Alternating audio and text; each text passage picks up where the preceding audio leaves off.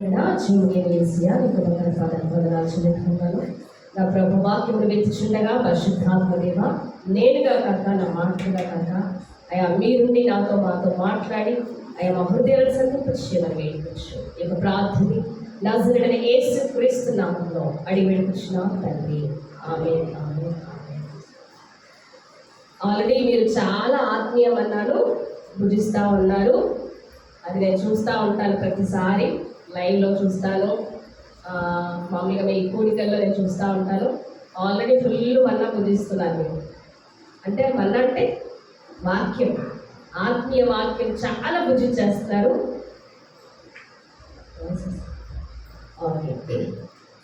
నేను కొంచెమే టాపిక్ తీసుకొని కొన్ని మాటలే దేవుని మాటలుగా చెప్తాను. వాక్యము వినేటప్పుడు శ్రద్ధగా ఉండాలి. ఎందుకంటే వాక్యము 2 అంచుల ఖడ్గము. అది మన హృదయంలో దూసుకుపోవాలి తప్ప పక్కకు అటుపక్కకి ఇటుపక్కకు వెళ్ళకూడదు. కాబట్టి వాక్యమును ధ్యానిస్తున్నప్పుడు జాగ్రత్తగా ఉండాలి. అయితే మొదటిగా నేను ఒక మాట నేను అడగాలి అనుకుంటున్నాను. ఇక్కడ మన ఇళ్ళలో ఎంతమంది టీవీ చూస్తారు? అప్పుడే నమ్మగారి టీవీ అంటున్నారా? నేను గురించి చెప్తుంది సినిమాల గురించో సీరియల్ చూస్తారన్న కాదు. నార్మల్గా టీవీ ఎంతమంది ఆన్ చేస్తారు? న్యూస్ అన్నా చూస్తాం కదా. చూసినప్పుడు అక్కడ మనకు ఒక వ్యక్తి కనపడతాడు. ఒక మంచిగా తెల్లగా గుండేసుకొని ఒక వ్యక్తి కనిపిస్తాడు. ఒక యాడ్కి వస్తాడు. చెప్తారు ఎవరైనా? చెప్పండి. లలిత. బాబా ఎంత బాగా వస్తున్నారు. అయితే లలిత జ్యువెలర్స్ కదా. ఆయన ఒక మాట అంటాడు. ఏమంటాడు? డబ్బులు ఎవరికి ఊరికే రావు అంటాడు ఆయన. అది భలే కనెక్ట్ అయింది. నిజంగానే డబ్బులు ఎవరికి ఊరికే వస్తాయా? ఎంతో కష్టపడితే కానీ డబ్బులు ఎవరికి ఊరికే రావు, కష్టపడాల. అయితే ఆత్మీయంగా కూడా పరిశుద్ధాత్మ దేవుడు అంటున్నాడు. పరిశుద్ధాత్మ దేవుడు యేసు ప్రభు గారు మాట్లాడుతున్నటువంటి మాట ఏంటో తెలుసా? ఆశీర్వాదాలు ఎవరికి ఊరికే రావు.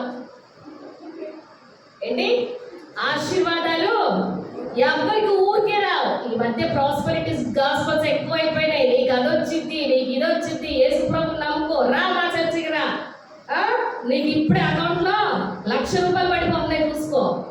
ఇలాంటి బోధలు ఎక్కువైపోయి ప్రజలు అటువైపు తిరుగుతున్నారు. కానీ నిజంగా ఆత్మీయంగా మర్మంగా బైబిల్ ఏం చెప్తుంది? పరిశుద్ధాత్మ దేవుడు ఏం చెప్తున్నాడు? పరిశుద్ధ గ్రంథం ఏం చెప్తుంది?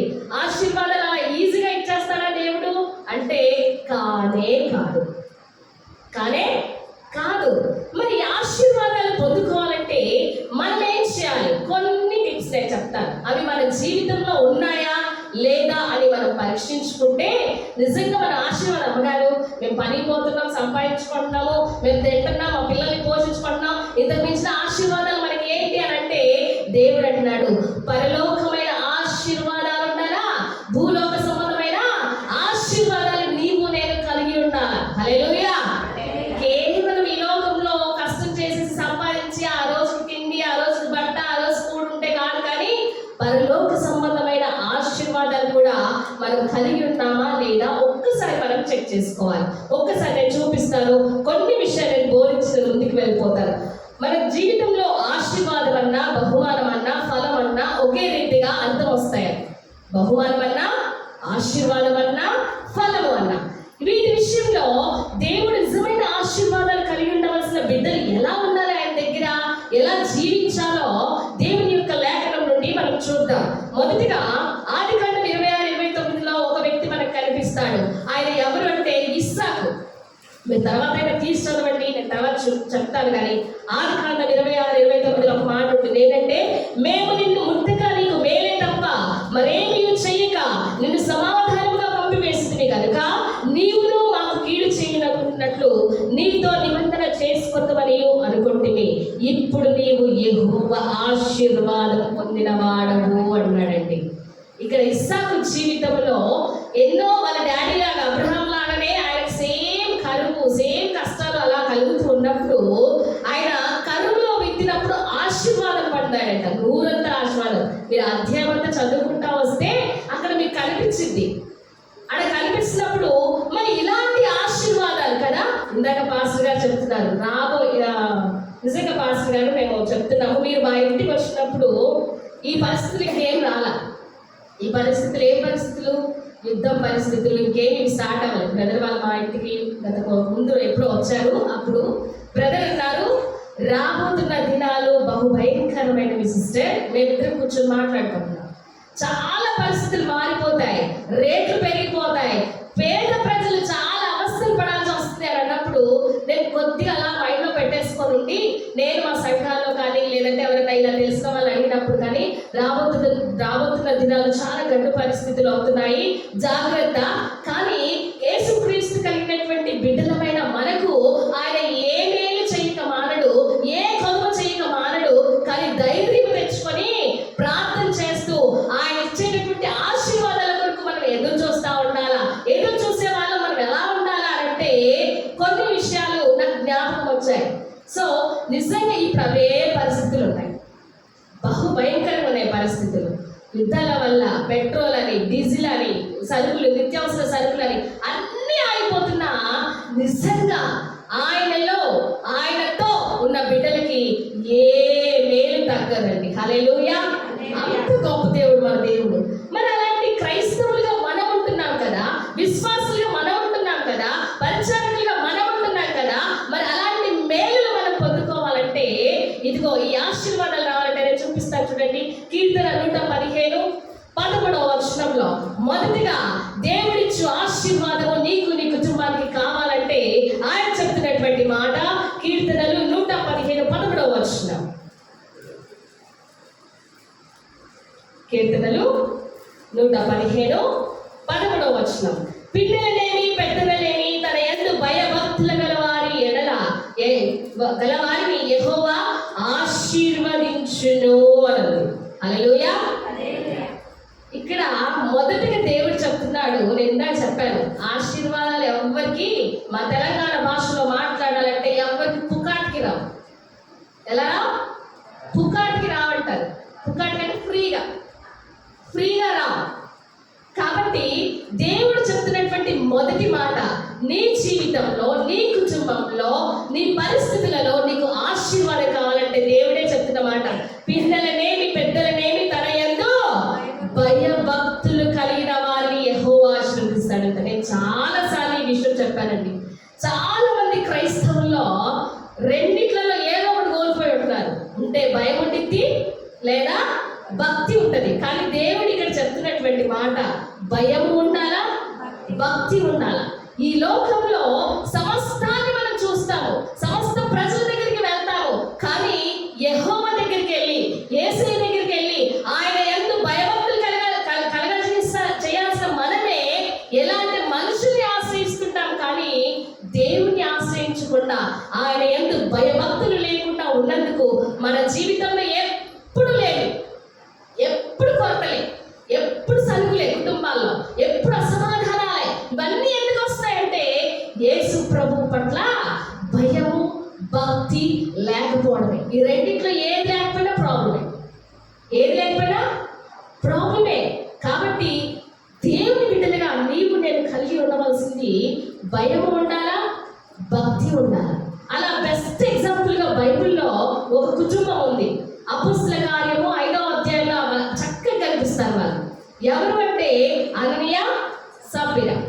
వారి జీవితంలో కోకొల్లగా భక్తి ఉందండి. ఏముంది? ఫుల్ భక్తి ఉంది. ఎందుకో తెలుసా? పాస్టర్ గారు చెప్పారు, అయ్యా మీ భూములు మీ ఆస్తులు అమ్మి మాకు తెచ్చిచ్చేసేయండి అనగానే అందరు తెచ్చిస్తున్న రీతిగానే ఈ అననీయ, సప్ఫీరా కూడా భార్యాభర్తలు కూడా చక్కగా వారి భూమిని అమ్మేశారు. తీసుకొచ్చేసి పేదల దగ్గర పెట్టి, అయ్యా పాస్టర్ గారు ఇదిగో మేము ఇంతకే అమ్మేశామని చెప్పారు. ఫుల్ భక్తి ఉంది. కానీ దేవుని ఎడల భయం లేకుండా బ్రతుకుతున్నారు. వారు అమ్మిన దాంట్లో కొంత దాచిపెట్టుకొని సేవకుడికి సేవకురాలకి తెలియదులే, మేము అమ్మింది వాళ్ళకి తెలుసా ఏంటి అని చెప్పేసి ఆయన దగ్గరికి వచ్చి చెప్పినప్పుడు పేతురు గారు చక్కటి మాట అంటాడు. ఏంటో తెలుసా? అయ్యా అననీయ, నువ్వు పరిశుద్ధాత్మని మోసపుచ్చడానికి నువ్వు ఎవడివి? నీకు అసలు భయం ఉందా? నువ్వు భక్తిని మాత్రమే కనపరుస్తున్నావు నీ జీవితంలో, కానీ దేవుని యందు భయం నీకు లేదయ్యా కదా.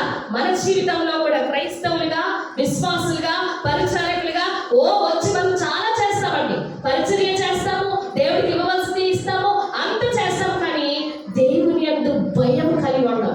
భయం అంటే ఏంటి? ఆయన సన్నిధికి రావాలా. భయం అంటే ఏంటి? ఆయన ఆజ్ఞలేంటో ఆయన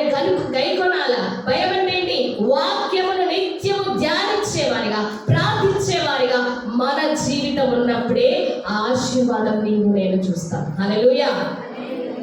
అట్టి ఆశీర్వాదం నీకు కావాలంటే దేవుని ఎడల ఈ రెండిట్లో భయము భక్తిలో నువ్వు ఇంకెక్కడ లోటులో ఉన్నావు. నేను చెప్తున్నాను, యేసుక్రీస్తుని నమ్ముకోవడం అంటే అంత ఈజీ కాదండి. చాలా మంది క్రైస్తవులు ఈ ముసుగు వేసుకొని బ్రతుకున్న జీవితాలు ఇవి. కాబట్టి బ్రదర్ అండ్ సిస్టర్స్, మీకు చెప్పేది ఒకటే, క్రీస్తులో నిస్సంకోచంగా మనం ఉండాలి. ఖచ్చితంగా మనం ఉండాలి. అలా ఉన్నప్పుడు ఆయన మనల్ని ఆశీర్వదించడానికి, అసలు దేవుడు మనల్ని ఎలా పిలిచాడో తెలుసా? ఆశీర్వాదానికి వారసులు అవ్వడానికి మనల్ని పిలిచాడు. హల్లెలూయా. నువ్వు నేను ఇలా ఉండడానికి కాదు పిలిచింది, ఇలా ఉండడానికి పిలిచాడు. అది బ్లెస్సింగ్. రాజులకు యాజక సమూహంగా నిన్ను నన్ను పేరు పెట్టి పిలిచాడు. ఆయన బిడ్డగా, ఆయన సొత్తుగా నీవు ఉండాలంటే మొదటగా నీవు ఆయన జీవితంలో కనపరచాల్సింది భయము భక్తి. రెండు మనకు ఉన్నాయా? ఒక్కసారి మనం పరీక్షించుకుందాం. నేను ఎక్కువ సమయం నేను తీసుకోను, కానీ రెండవదిగా నేను చెప్తాను. రెండవ మాటగా నేను చూపిస్తాను. ద్వితీయోపదేశ కాండము 28వ అధ్యాయము 1-2. మొదటిగా మన జీవితంలో ఆశీర్వాదం పొందుకోవాలంటే యేసయ్య పట్ల నీకు భయము భక్తి ఉండాలి. లేదు అనంటే ఆశీర్వాదం నీకు నీ కుటుంబానికి ఎట్టి పరిస్థితుల్లో మీరు పొందుకోరు. ఇది రాసి పెట్టుకోండి. రెండవదిగా ద్వితీయోపదేశ కాండము 28వ అధ్యాయము 1-2 వచనాలు. నీవు నీ దేవుడైన యెహోవా మాట శ్రద్ధగా విని నేడు నేను నీకు ఆజ్ఞాపించుచున్నా ఆయన ఆజ్ఞలన్నిటినీ అనుసరించి నడుచుకుని ఎడల నీ దేవుడైన యెహోవా హల్లెలూయా. రెండవ మాటగా దేవుడు చెప్తుంది, నీ కుటుంబానికి నీకు ఆశీర్వాదం రావాలంటే రెండవదిగా ఆయన మాటలు శ్రద్ధగా వినాలి. చాలా మంది ఇదే లేదు బ్రతుకులో. ఆయన మాట, ఆయన వాక్యం వెలువడితే చాలు వచ్చేస్తుంది. ఎక్కడో జోలపాట పాడినట్టు నిద్ర వచ్చేస్తుంది. సంఘంలో శుభ్రంగా పడుకోవడానికి ఇష్టపడతారు. కానీ దేవుడు అంటున్నాడు, ఆయన మాటలు శ్రద్ధగా విన్నప్పుడు, ఆయన ఆజ్ఞలన్నిటినీ నువ్వు గైకొన్నప్పుడు మాత్రమే నీ కుటుంబానికి ఆశీర్వాదం. ఏంటి ఆయన ఆజ్ఞలు కదా? కీర్తన 1:1 మనం చూస్తే ఏముంటుంది? దుష్టుల ఆలోచన చొప్పున నడవక, పాపుల మార్గంలో నిలవక, అపహాసకులు కూర్చుంటే చోటను నీవు కూర్చుండగా.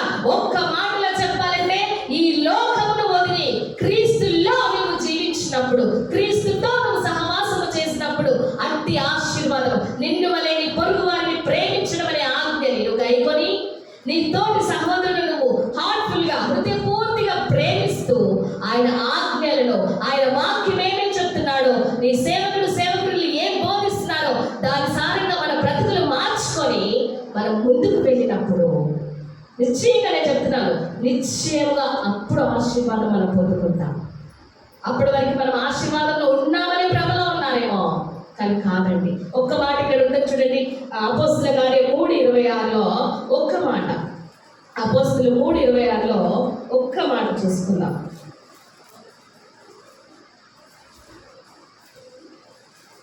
అపోస్తుల కార్యం. దేవుడు తన సేవకులను పుట్టించి మీరు ప్రతి వారిని వారి దుష్టత్వం నుండి మళ్లించడం వల్ల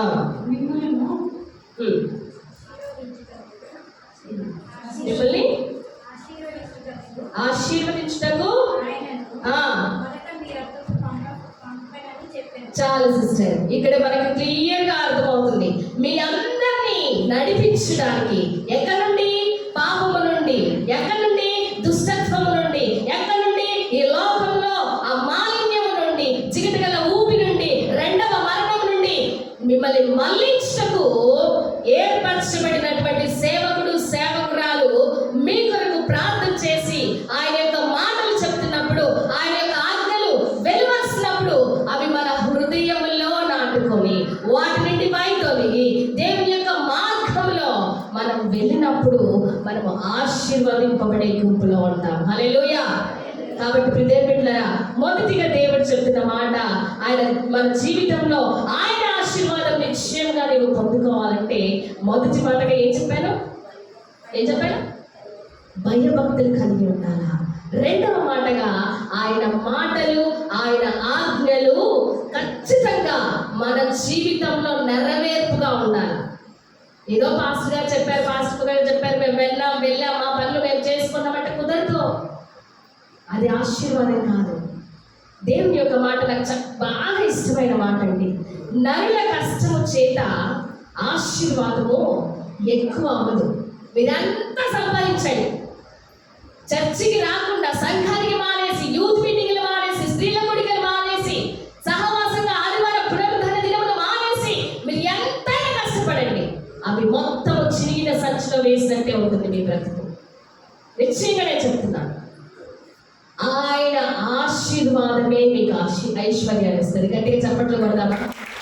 ఆయన ఆశీర్వాదమే ఐశ్వర్యం ఇస్తుందని ఎవరైతే నమ్ముతారో, ఎవరైతే ముందుకు సాగుతారో, ఎవరైతే దానికి సారంగా సహవాసంలో కూడుకొని ఉంటారో, నిశ్చయంగా వారికి ఆశీర్వాదం. దేవుడు చెప్తున్నాడు. ఆయన మాటలు శ్రద్ధగా విన్నవారు మన పరిశుద్ధ గ్రంథంలో చాలా మంది ఉన్నారండి, చాలా మంది ఉన్నారు. అలాంటి జాబితాలో మనం ఉండాలి. మూడవదిగా మనం చూద్దాం. మూడవదిగా యోబు రాసినటువంటి గ్రంథము 42:12. నేను చాలా క్లుప్తంగా వివరిస్తున్నాను, ఎందుకంటే నేను ప్రతి ఆదివారం చూస్తాను, సమయానుకూలంగా క్లోజ్ చేస్తాను కాబట్టి. యోబు రాసినటువంటి గ్రంథము 42:12. మన జీవితంలో ఆశీర్వాదాలు పొందుకోవడానికి మూడవదిగా యెహోవా యోబును మొదట ఆశీర్వదించినంతటి కంటే మరి అధికంగా ఆశీర్వదించాడు. ఛాన్సెస్ ఏంటంట? యెహోవా యోబును మొదట ఆశీర్వదించిన దానికంటే మరి ఎక్కువగా ఆశీర్వదించాడంట. అసలు మొదటిగా ఏం ఆశీర్వదించాడు, మరి రెండవదిగా ఏం ఆశీర్వదించాడు? ఆ మధ్యలో గ్యాప్ ఏంటంటే, మీరందరూ చెప్పారు కదా, ఆల్రెడీ ఎక్కువ తినేసిన మన్నా కలిగి ఉన్నవారు మీరందరూ, జీవవాక్యములు మీ హృదయాల్లో నింపుకున్నవారు. ఎందుకంటే పాస్టర్ గారు ఎప్పుడు వాక్యాలు చెప్తూనే ఉన్నారు కాబట్టి ఆల్రెడీ మనందరికీ యోబు గురించిన మాటలు అందరికీ తెలుసు.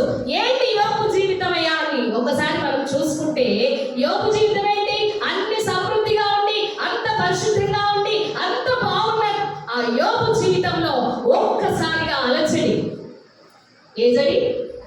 అలజడి కలిగి శ్రమల కొలిమిలో పుటమి వేయబడి ఉన్నటువంటి యోబు జీవితంలో ఉన్నదంతా పోగొట్టుకొని, ఉన్నదంతా నష్టపరుచుకొని బ్రతుకుతున్నటువంటి యోబు జీవితాన్ని రెండంతలుగా బ్లెస్ చేయడానికి కారణం ఏంటంటే, మూడవదిగా నీ జీవితంలో ఆశీర్వాదాలు నీవు పొందుకోవాలంటే మూడవదిగా దేవుడు చెప్తున్నాడు, శ్రమలు సహించాలి. హల్లెలూయా. శ్రమలు సహించేనే ఆశీర్వాదం. ఈ మధ్యకాలంలో సంఘాలు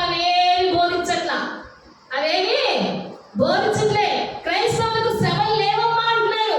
పచ్చి అబద్ధపు సంఘాలు చాలా మొలిచాయి. జాగ్రత్త. ఎక్కడ పడితే అక్కడ ఉక్కండి, ఎవరు పిలిస్తే వాళ్ళ దగ్గరికి వెళ్ళకండి. శ్రమలు సహించాలా. దేవుని వాక్యం అదే సెలవిస్తుంది. శ్రమలు సహించకపోతే యేసు ప్రభు లోకానికి ఎందుకు వచ్చాడండి? 33.5 సంవత్సరాలు లోకంలో ఎందుకు బ్రతికాడు? 3.5 సంవత్సరాలు ఎందుకు ఆయన అనేక మంది చేత దెబ్బలు తిన్నాడు, తిట్లు తిన్నాడు, పిచ్చివాడా అన్నాడు కదా, పిచ్చి పట్టినాడు, దయ్యం పట్టినాడు అని యేసు ప్రభు తిట్టారు. చివరిగా ఆయన శ్రమల్లో, సిలువలో నీ కోసం నా కోసం యాగపడ్డాడు. కాబట్టి శ్రమలు ప్రతి ఒక్కరికి వస్తాయి, కానీ ఆ శ్రమల్లో యోబు వలె నువ్వు నిలిచి ఉంటే కదా. ఏమన్నాడని ఎంత చక్కటి మాట కదా. ఏమన్నాడు యోబు? ఏం పలికాడు? ఒక మాట, సమస్తం ఆయనే ఇచ్చాడు, ఆయన తీసుకెళ్ళిపోతాడు, స్తుతి మహిమ ఘనత ఆయనకే చెందునుగాక అన్నాడు. హల్లెలూయా. అంత ధైర్యం మనకుంది అసలు కదా? అంత ధైర్యం ఉందా అండి? ఏదన్నా వస్తువు పోతే, ఏదన్నా పోతే మేము అందరినీ వదిలేసుకొని వస్తున్నాం కదా, అన్ని చేస్తున్నాం కదా. యేసు ప్రభువుని నమ్ముకుంటే మా జీవితంలో ఏంటి కష్టాలు, మా జీవితంలో ఏంటి శ్రమలు? అని దేవుడినే క్వశ్చన్ వేసే వారిగా నేటి క్రైస్తవులు చాలా మంది. మీకు శ్రమలు వస్తున్నాయా? మీరు అనుకోండి నేను ఆశీర్వదింపబడబోతున్నాను అని. హల్లెలూయా. నిజంగా మాకు కలిగినటువంటి శ్రమలు అన్నీ ఇన్ని కాదు మా జీవితంలో. నిజంగా నేను చెప్తున్నాను, చాలా శ్రమలు. ఇంతకుముందు కూడా నేను ఇక్కడ పంచుకున్నానో ఏమో నాకు తెలియదు, కానీ గుర్తులేదు. చాలా శ్రమల్లో కూడా మేము ఇప్పటికీ పయనిస్తూ ఉంటాం. కానీ మా కుటుంబంలో శాంతి ఉంటుంది, మా కుటుంబంలో సమాధానం ఉంటుంది, మా కుటుంబంలో అదే ప్రేమ ఉంటుంది. దేవునికి మహిమ కలిగిన కాక. మేము ఎక్కడ ఆయన ప్రశ్నించే వారిగా లేవు. నా బాబు జీవితంలో, నా జీవితంలో నా బాబుకి క్యాన్సర్ అని చెప్పారు. నా చిన్న బాబు 25 లక్షలు మీరు రెడీ చేసుకోండి అని 25 రోజులు నా చిన్న బాబుతో నా లెగ్ ఇంజూర్ అయినప్పుడే నేను కోలుకుంటున్నాను. అదే కాలుతోటి ఐసీలో నా బాబుతో 25 రోజులు నేను సహవాసం చేసి 7వ రోజు లేదు, కన్నీరు కార్చిన రోజు లేదు.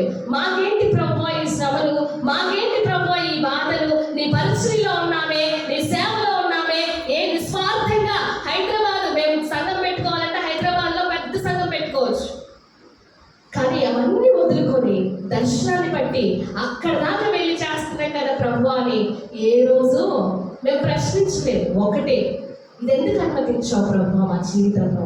దీని తర్వాత మాకు కలగబోయే ఆశీర్వాదం ఏంటి, మాకు కలగబోయే దీవెన ఏంటి, మాకు కలగబోయే బహుమానం ఏంటి, మాకు కలగబోయే ఫలం ఏమిటి అని చెప్పి ఎదురు చూస్తా ప్రార్థిస్తా ఉన్నప్పుడు దేవుడు అద్భుత రీతిగా నా చిన్నోడి విషయంలో నార్మల్ రిపోర్ట్ ఇచ్చాడండి. హల్లెలూయా. మేము అనుకున్నాం కదా, మాకు కలుగు బహుమానం ఏంటి, మాకు కలుగు ఫలం ఏమిటి, మాకు కలుగు ఆశీర్వాదం ఏంటంటే అదే హాస్పిటల్లో, అదే ఐసీలో ఒక బాబు ఇక లేడు, ఇక రేపు మీకు డిశ్చార్జ్ చేస్తారు, మీరు ఇంటికి తీసుకెళ్ళిపోండి అన్యులాంటి వాళ్ళు. ఆ బాబు ఆటో తోలుతూ ఉన్నప్పుడు బోల్తా పడిపోయి గాల్ బిల్డర్ అని పగిలిపోయే లోపల యూరిన్ బ్లడ్గా వస్తుంది, యూరిన్ రాట్లా చనిపోతాడు. నో హోప్స్, బాబు తీసుకెళ్ళిపోండి అని అన్నప్పుడు మా పాస్టర్ గారు మా చిన్నోడి దగ్గర ప్రార్థన చేసి వెళ్ళడం వాళ్ళ మమ్మీ చూసి, అయ్యా పాస్టరా, మీరు చర్చి పాస్టరా, ఇదిగో నా బాబును రేపు డిశ్చార్జ్ చేయమంటున్నారు అయ్యా, ఇంటికి తీసుకెళ్ళిపోమంటున్నారు, ఇది వరంగల్, వాళ్ళ ప్రాంతం వరంగల్, తీసుకెళ్ళిపోమంటున్నారయ్యా, ఏం చేయాలా, ఒక్కసారి మీ ఫాదర్లు ప్రార్థన చేస్తే మంచిగా అవుతుందట కదా అంటే అప్పుడు నాకు అర్థం కాలా. ఆ బాబుకు ఆయన ప్రార్థన చేయడం కూడా నాకు తెలియదు. నేను బయటకు వెళ్ళిపోయాను, ఐసీ లోపలే ఉండాలి కాబట్టి.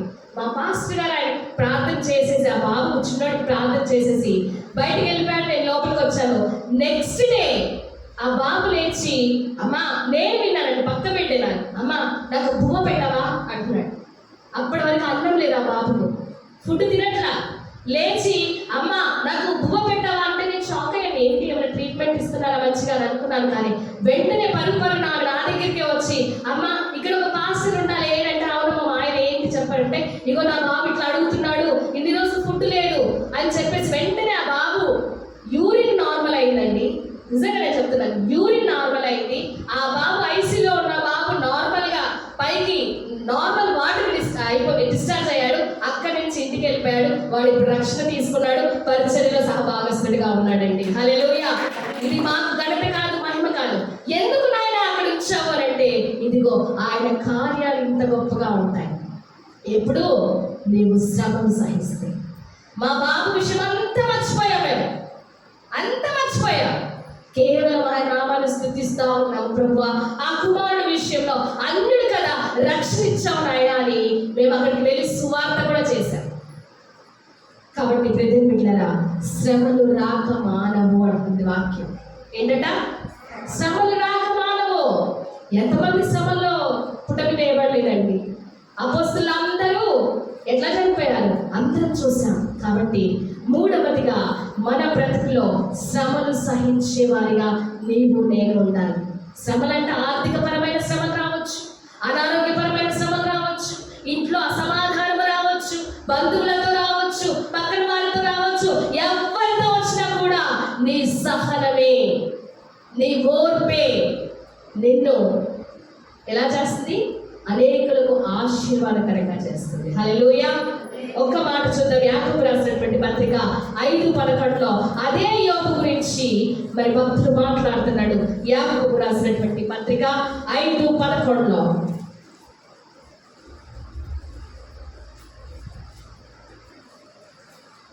చదువుతారా? సహించిన వాళ్ళని ధనిలనుచున్నాం ఆ, మీరు యోగులకు సహనం గురించి వింటుడి. ఆ, ఆయన ఎంతో జాలియు కనికరమును దయగలవాడని మీరు తెలుసుకుని ఉన్నారు. హల్లెలూయా. ఇక్కడ యోగు గురించి మరొకసారి మాట్లాడుతున్నాడు. ఆయన ఓర్పు, ఆయన సహనము, ఆయన యొక్క ఓపిక, పట్టుదలనే ఆయన ఆశీర్వాదానికి కారణం. అందుకే రెండంతలుగా మరలా దేవుడు ఆయనకు అనుగ్రహించడానికి. ఏ రోజు కూడా దేవుని ప్రశ్నించి దేవుని సంఘానికి మానేసి కదా, ఒక్కసారి అదైతే దేవుని సంఘానికి మానేసి ఇంటి దగ్గర నుండి పనులకు వెళ్ళడం ఆశీర్వాదం కానే కాదు. ఏది ఏమైనా, ఏ పరిస్థితులు ఉన్నా, ఏ సిచ్యువేషన్స్ ఉన్నా, ఏ శ్రమల గుండానే వెళ్తున్నా, నువ్వు ఖచ్చితంగా సంఘానికి, సహవాసానికి, వాక్యానికి, ప్రార్థనకి లోబడి ఉండాలా. హల్లెలూయా. అట్టి రీతిగా దేవుడు చెప్తున్నటువంటి మాటలు జ్ఞాపకం చేసుకోండి. నేను చివరిగా ఇంకొకటి చూపించి నేను ముగించేస్తాను. ఒక్కసారి చూద్దామా? రోమ రాసినటువంటి పత్రిక 2వ అధ్యాయము 6, 7.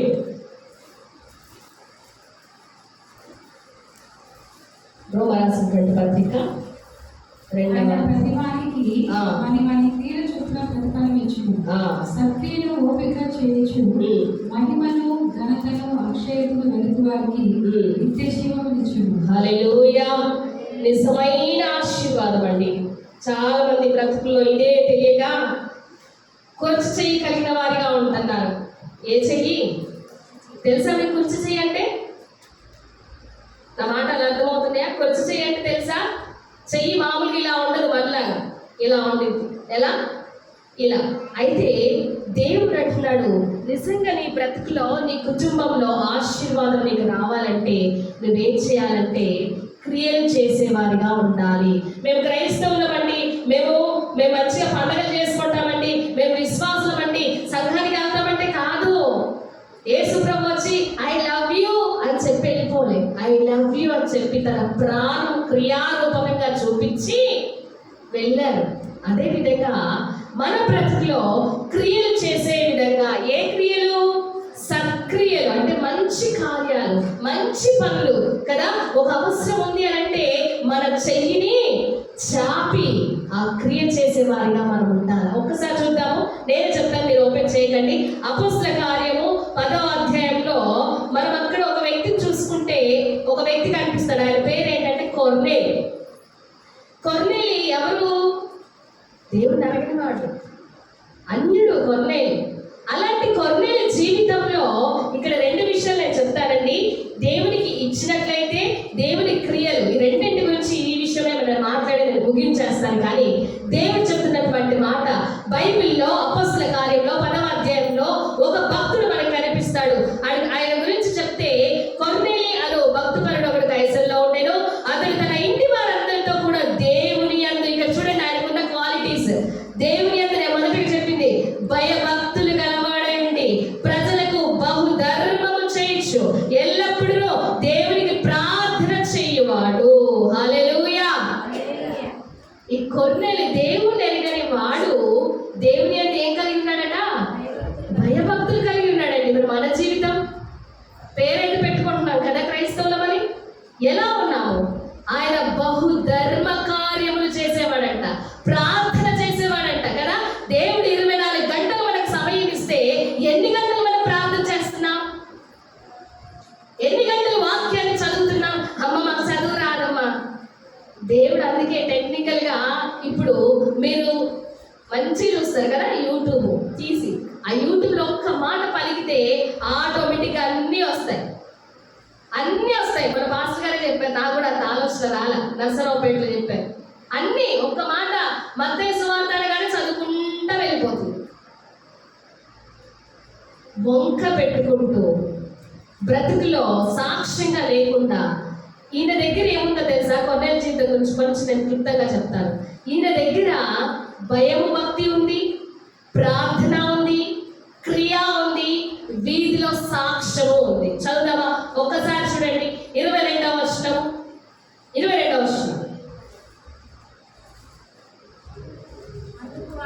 అందుకు వారు నీతిమంతుడును దేవునికి భయపడువాడును యూదా జనులందరి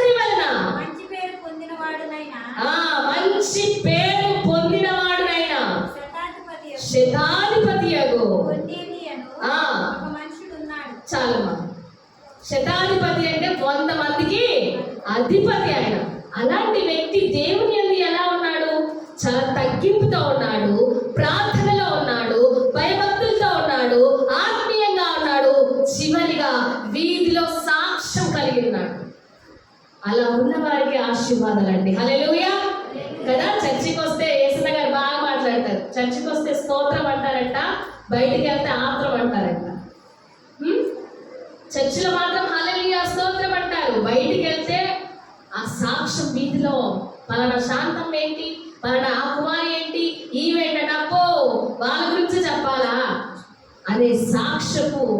అలాంటి సాక్ష్యం మనం కలిగి ఉంటే ఆశీర్వాదం మన కుటుంబానికి, మన పిల్లలకి రాదు, అస్సలు రాదు. మీరు ఇక్కడికి వచ్చి ఎంత పరిచర్య అయినా చేయండి, ఎంత పరిచర్య చేయండి, ఎర్లీ మార్నింగే రండి, ఏమైనా చేయండి, కార్పెట్ లేండి, వంటలు చేయండి, ఏది చేయండి, దేవుని యందు భయభక్తులు లేకుండా, దేవుని దగ్గర ప్రార్థన జీవితం గడపకుండా, దేవునిలో ఆత్మీయంగా లేకుండా, ఇచ్చేవారికి ఇవ్వకుండా, ధర్మ కార్యాలు చేయకుండా నీ బ్రతుకును ఉంచితే అది నీకు, నీ పిల్లలకి ఆశీర్వాదకరంగా ఉండనే ఉండదు. నువ్వు ఎన్ని సంవత్సరాలు అన్నారా? ఎన్ని సంవత్సరాలు అన్నారా? నేను చెప్పేస్తున్నాను ఉన్నది. నీ జీవితానికి ఆశీర్వాదం కావాలంటే మొదటగా నువ్వు క్రీస్తుని అంగీకరించి, నీ సొంత రక్షకుడిగా, నీ సొంత యజమానిగా నువ్వు అంగీకరించి నీ ఆత్మీయ జీవితాన్ని ఎదిగింప చేసుకుంటేనే నీకు, నీ పిల్లలకు, పిల్లల పిల్లలకి అది ఆశీర్వాదం. చాలా మంది ఇచ్చుటలో అంటే పాస్టర్ గారు అడుగుతారు ఇలానే. పాస్టర్ గారు మా తెలంగాణలో చాలా అదిగా ఉంటుందండి, చాలా అదిగా ఉంటుంది మా తెలంగాణలో. ఇచ్చుట గురించిన మాటలు మేము చెప్పము, ఇస్తే మీరు ఆశీర్వదింపబడతారు అని వాక్యం చెప్తుంది. వాక్యం చెప్తుంది. దాని ముందే 9వ అధ్యాయంలో మీకు అక్కడ ఒక వ్యక్తి కనిపించింది. ఆమె పేరు ఏంటంటే దోర్క. చూస్తావా? చూడండి ఒక్కసారి. తబిత, దోర్క అని పేరు ఆమె భాషాంతరం. ఆమె జీవితంలో కూడా ఎంతో ఇచ్చుటలో, సహాయం చేయటలో, హెల్ప్ చేయటలో ఎంతో అదిగా ఉండింది. ఉన్నప్పుడు ఆమె సడన్గా చనిపోయింది. చనిపోగానే అక్కడున్న ప్రజలు అబ్బా పీడమైందమ్మా, చచ్చిపోయిందని అట్లా ఏమంటున్నారో తెలుసా? అయ్యో తబిత, ఇన్ని రోజులు మాతో ఉన్నావు కదా, నువ్వు మాతో సహవాసంలో ఉన్నావు కదా, మమ్మల్ని ఎంత ప్రేమించావు తబిత నువ్వు అని సాక్ష్యముగా వాళ్ళ అంగలార్పులు వినిపిస్తున్నాయండి. హల్లెలూయా. వాళ్ళ అంగలార్పులు వినిపిస్తున్నాయి. అలాంటి సాక్ష్యం మనకు కలిగి ఉన్నామా? బైబిల్లో అకులా, ప్రిస్కిల్లా వీరిద్దరి గురించి నేను చెప్పి నేను ముగించేస్తాను. నా వాక్యం కూడా అయిపోయింది. నిజమైన ఆశీర్వాదం నువ్వు పొందుకోవాలంటే అకులా, ప్రిస్కిల్లా వలె నేను జీవించాలి. హల్లెలూయా. అకులా, ప్రిస్కిల్లా వాళ్ళు డిగ్రీలు పొందిన వాళ్ళు కాదు, బీటెక్ చేసిన చదువుకున్న వాళ్ళు కాదు, డేరాలు కొట్టుకొని బ్రతికేటోళ్ళు. వాళ్ళ బ్రతుకులో కలిగింది ఏంటో తెలుసా? దేవుని యందు భయభక్తులు కలిగి ఉన్నారు. నెక్స్ట్ సేవకులను చేర్చుకునే విషయంలో ముందున్నారండి. అందుకే వారు ఆశీర్వదించబడ్డారు. అందుకే వారి పేర్లు ఈ పరిశుద్ధ గ్రంథంలో ఉన్నాయి. అంత ఈజీ కాదు పరిశుద్ధ గ్రంథంలో పేర్లు లిఖించబడ్డం అంటే, అంత ఆషమాషి కాదు.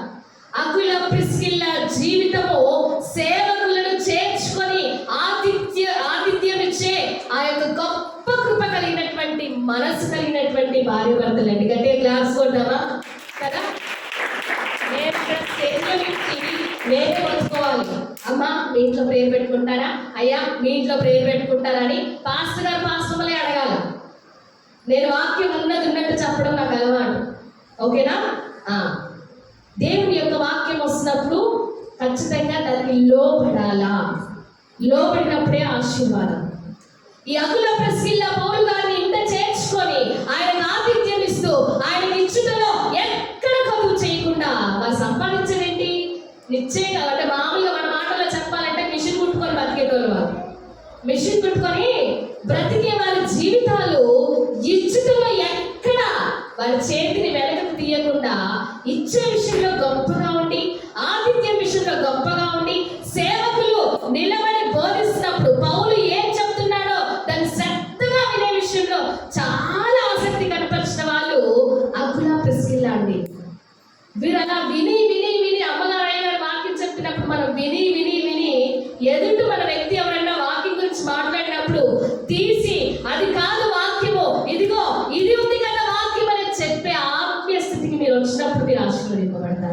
హల్లెలూయా. అకుల ప్రిస్కిల్లా అదే చేశారు. పౌలు గారు చెప్పే ప్రతి మాటను విని విని విని ఏం చేశారంటే అక్కడ ఉన్నటువంటి అధికారికే సువార్త ప్రకటించి ఆయనే రక్షణలోకి నడిపించారంట. అది ఆశీర్వాదం.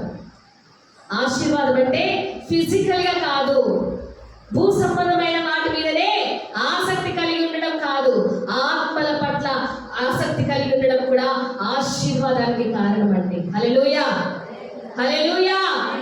మరి మన జీవితం ఎలా ఉంది? నిజమైన ఆశీర్వాదాలు మనం కలిగి ఉన్నామా? దయచేసి క్రీస్తుని ఈజీగా తీసుకోవద్దు. ఆయన ఆశీర్వాదము ఐశ్వర్యం ఇస్తుందని మన ఆత్మీయ జీవితంలో, ప్రార్థనలో ఎడతెగక మనం ఇచ్చుటలో, క్రియల్లో నీవు నేను ఉన్నప్పుడు, ఆయన ఎంత భయభక్తులు కలిగినప్పుడు, ఆయన మాట శ్రద్ధగా విన్నప్పుడు, ఆయన గురించి శ్రమల్లో మనం పాలిభాగమైనప్పుడు ఆ ఆశీర్వాదము నీకు నాకు నిశ్చయంగా వస్తుందని. కల్పిస్తున్నామా? నా వాక్యం అయిపోయింది, కానీ ప్రతి బిడ్డలారా ఇంకెన్ని రోజులు ఈ బ్రతుకులు మనవి.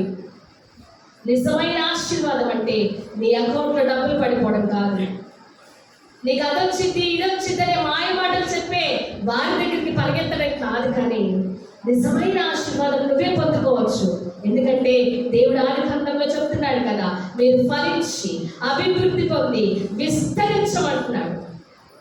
ఆశీర్వాదానికి కారకులు మీరే. మిమ్మల్ని ఆస్తికర్తలుగా చేయడానికి ఆయన సిద్ధంగా ఉన్నాడు. కానీ ఆ సిద్ధపాటు కలిగినటువంటి జీవితము నీవు నేను కలిగి ఉన్నామా? ఒక్కసారి పరీక్షించుకో. ఒక్కసారి నీ పరీక్ష ఇంపార్టెంట్ కాదు, ఆయన ఎందుకు భయభక్తులను కలిగి ఉన్నావా? యేసు ప్రభువు సొంత రక్షకుడిగా నీవు అంగీకరించకపోతే, నిజమైన ఆశీర్వాదం నీకు నీ పిల్లలకు కావాలంటే నువ్వు ఖచ్చితంగా నీ నోరు తెరిచి, అయ్యా నీ అందు నేను భయభక్తులు కలిగి ఉండడంలో నేను తక్కువగా ఉన్నానేమో నాయన, నీ మాట వినడంలో, నీ ఆజ్ఞలు పాటించడంలో, అయ్యా సేవకులు చెప్తున్నప్పుడు అయ్యా నేను దానికి లోబడి నీ ఆజ్ఞ ఏమిటో, మేము ఎక్కడి నుండి ఇంకా ఏ దుష్టత్వం నుండి మేము మళ్ళాలో, ఏ పాపముల నుంచి మేము బయటికి రావాలో మమ్మల్ని మేము సరి చేసుకున్నప్పుడు నీ ఆశీర్వాదం కదయ్యా మాకు అని చెప్పి నువ్వు ప్రార్థన చేయి. నీకెన్ని శ్రమలు కలుగుతున్నా, అది అప్పులలోనైనా, ఆర్థికంగానైనా, అనారోగ్యంగానైనా, ఏ విషయాల్లో నువ్వు స్ట్రగుల్ అవుతున్నావో, శ్రమంలో ఉంటున్నావో, ఒక్క మాట ఆయన అడుగు, అయ్యా నువ్వు రెండంతల ఆశీర్వాదం ఇచ్చే దేవుడు. ఈ శ్రమలు సహిస్తే మునుపటి మేలు కంటే అత్యధికమైన మేలు దయచేయవాడమయ్యా, అట్టి ఆశీర్వాదం నేను పొందుకుంటానని నువ్వు మూడవదిగా ప్రార్థన చేయి. క్రియలు చేస్తే నీ జీవితంలో సాక్ష్యం కలిగిన క్రియ ఉండాలమ్మా. ఎప్పుడు నువ్వే తిని, నువ్వే తాగి, నువ్వే పడుకోవడం కాదు, ఇతరులకు సహాయంగా ఉండాలి. నిన్ను వల్ల నీ పొరుగు వారిని ప్రేమించడం అనే ఆజ్ఞలు నీ జీవితంలో కనపరిచినప్పుడు మాత్రమే నువ్వు ఆశీర్వాదం పొందుకుంటావు.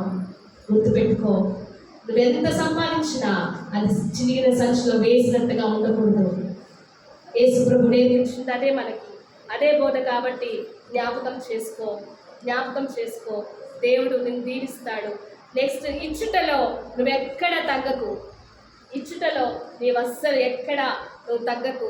దేవుడు నిన్ను బ్లెస్ చేయడానికి ఇష్టపడుతున్నాడు. కాబట్టి బిడ్డలారా ఒక్కసారి జ్ఞాపకం చేసుకో. సేవకులకు లేక నిన్ను అడగరు, నువ్వు బ్లెస్ అవ్వాలంటే ఇవ్వాల్సిందే, అది ఆయన ఆజ్ఞ. కాబట్టి ఇచ్చుటలో అకుల ప్రిస్కిల్లా చాలా ఆతిథ్యం కలిగిన మనసు కలిగిన వారు. ఒక్కసారిగా వాళ్ళు అనుకుంటావా, అకుల వలె ప్రిస్కిల్లా వలె నేను ఉండాలి ప్రభువా, మా సేవకులకు ఆతిథ్యం ఇచ్చేవారిగా నెలకొక్కసారైనా మా జీవితాలు ఎలా ఉంటాయి? మీకు తెలుసా, కుటుంబాల్లో సేవకులు అడుగు పెట్టి ప్రార్థిస్తే ఆశీర్వాదము నిశ్చయంగా మీ కుటుంబాల మీద తీరుతుందమ్మా. ఇది నిజం. దేవుని యొక్క వాక్యం అదే సెలవిస్తుంది. అనేక మంది సేవకులు వారి కుటుంబాలు పిలుచుకున్నప్పుడు అనేక మంది సాక్ష్యాలు మేము విన్నాం. కాబట్టి ఇచ్చుటలో నువ్వు వెనకాడకు, ఆతిథ్యం ఇచ్చుటలో నువ్వు వెనకాడకు.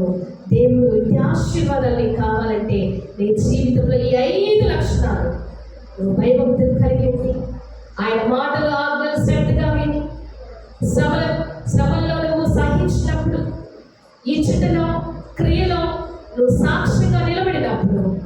అట్టి ఆశీర్వాదాలు నీకే కాదు నీ పిల్లలకు దేవుడు దయచేయగాక. ఆమె మహోన్నతమైన దేవాజీవుడు యేసయ్యా నీకు బంగారు పాదాలకు వందనాలు చెల్లించుకుంటున్నాను. ప్రభు విత్తబడిన వాక్యం హృదయంలో నీరు పోసి ఫలింపచేసి అయ్యా మీరే నా ప్రభు అయ్యా మా జీవితాలను ఆశీర్వాదకరంగా నా ప్రభు అనేకులకు మాదిరికరంగా నాయన ఉండగలుగుటకు తండ్రి మా జీవితంలో ఇంకెక్కడ మేము తప్పిపోయి ఉన్నామో నిజమైన ఆశీర్వాదాలు పొందుకోవాలంటే మా జీవితంలో ఈ లక్షణాలన్నీ మేము కలిగి ఉండి నీ నిశ్చయమైన నిత్య రాజ్యంలో అయ్యా పరలోకపు ఆశీర్వాదం కూడా మేము పొందుకొని నిత్యత్వంలో మేము అందరం ఉండిన ప్రభావ నిన్ను మహిమపరచులాగా మీరు మాకు సహాయం చేయమని పెట్టుకుంటూ ఈ యొక్క ప్రార్థన యేసుక్రీస్తు నామములో అడిగి వేడుకుంటున్నాం తండ్రి. ఆమేన్.